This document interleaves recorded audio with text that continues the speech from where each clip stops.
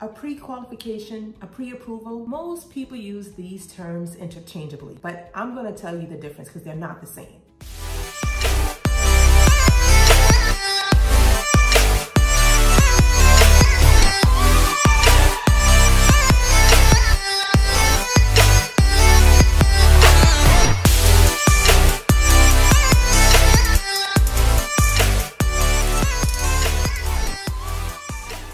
Let's start with a pre-qualification. So this is when you call a lender and you give them your information over the phone, or you can do it online as well. You do an application with them to see if you are pre-qualified.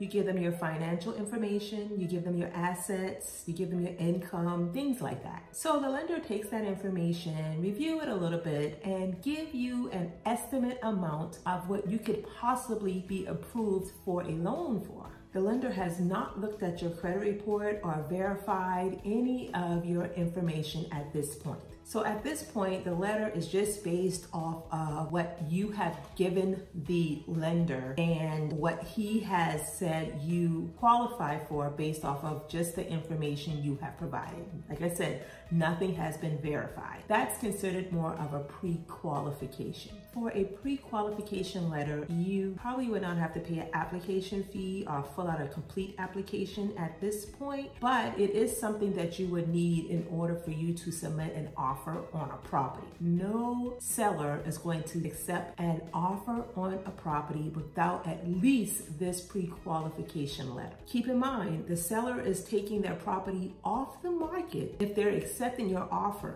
with a pre-qualification letter. And that is a little risky for a seller because now their property is off the market, not being marketed to potential buyers that could actually have went a little further than you did with just your pre-qualification letter. So what you would want to have to make your offer stronger, to make you stand out to the seller, is a pre-approval letter. But to get this covenant pre-approval letter, you're going to have to do a few things.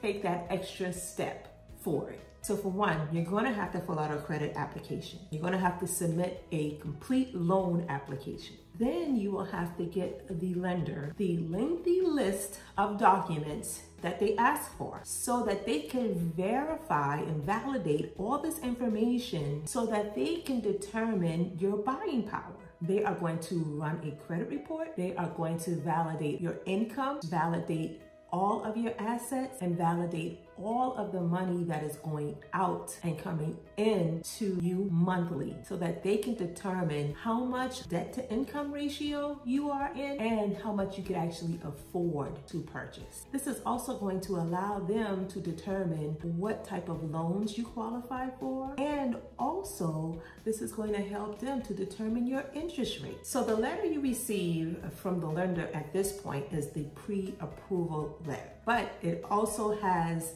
conditional approval, which will be from the underwriter. So yes, all of this document is accumulated by the lender from you and then also sent to the underwriters for additional approval. Let's not get too far ahead. The letter you receive from the lender is going to be a conditional commitment for the loan for the specified amount. So why is the difference between a pre-qualification and a pre-approval is so important? It's because the seller sees that you have actually taken further steps in getting the approval for your loan versus just a pre-qualification where nothing has been verified and it's just based off of what the information you have given the lender. With a pre-approval, your information has been verified. The lender has pulled your credit. The lender has seen financial documents and supporting documents that proves your income and your taxes and your debt to income ratio. So it's definitely better to have the pre-approval versus the pre-qualification when you are submitting an offer, especially if there's a multiple offer situation. You definitely have more buying power with a pre-approval letter.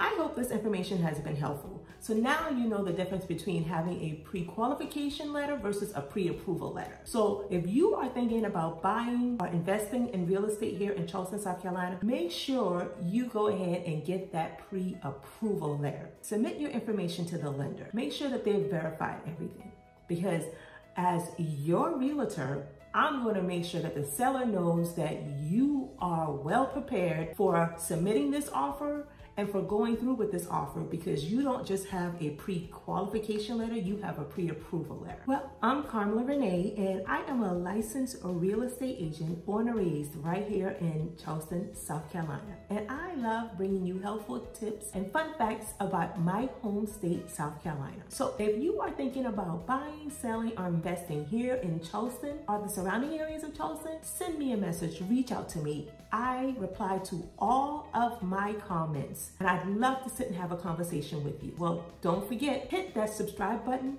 hit that notification bell, because every time I put out a new video, you will be notified. Well, until next time, thank you for watching.